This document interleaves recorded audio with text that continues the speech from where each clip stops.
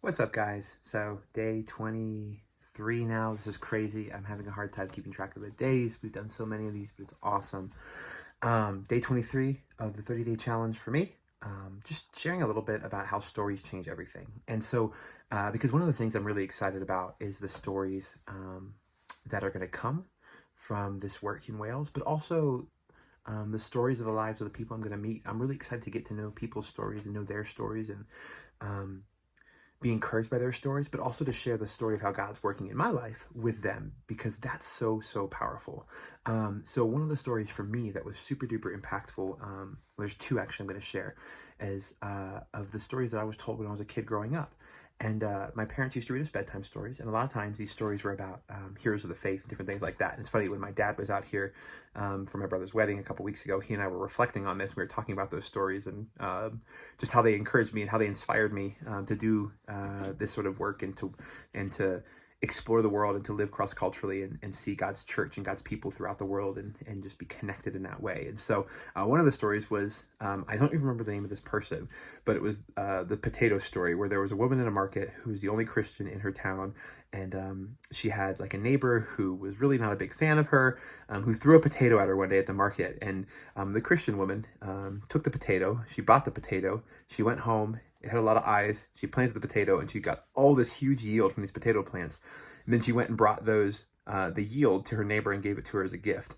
And her neighbor was like so moved by that, that she wanted to know why anybody would do something like that. And her friend told her it was because of the love she had because of Jesus. And so she shared Jesus with her neighbor, and then her neighbor also became a believer. And so that story really stuck with me as a kid. And I was like, oh, I want to be that kind of person.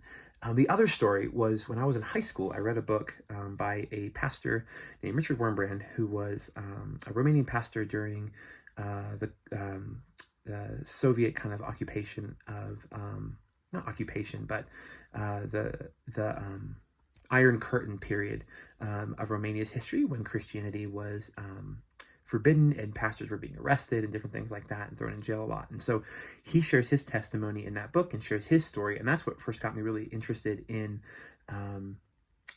pursuing missions as an adult and exploring in first Eastern Europe. And part of what got me curious about Ukraine was because it was a part of Eastern Europe, and then just Europe in general. And so that story really, it's in a book called Tortured for Christ. And that book really kind of is the book that set me on this path of exploring global missions. So stories change everything, truly they do. And so I'm excited to be able to share my story of how God's worked in my life with people, and then hear the stories of others and how they got to where they are, and hopefully have the opportunity to share with them the places that God was working in their story, to encourage them and let them know that God loves them, and give them an opportunity to know the author of their story as well. So that's day 23, stories, how they change everything, how they're important.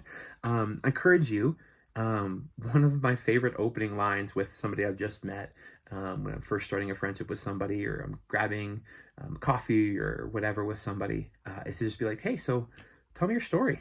So I encourage you, ask somebody their story.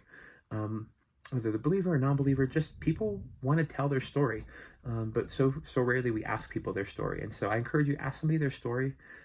Grab a coffee with somebody who you haven't maybe got a chance to connect with before, or a friend you've known for a long time, but you've never been able to ask that question, or you're not really sure their whole story. I encourage, ask that question. Tell me about your story, man, and see what God does.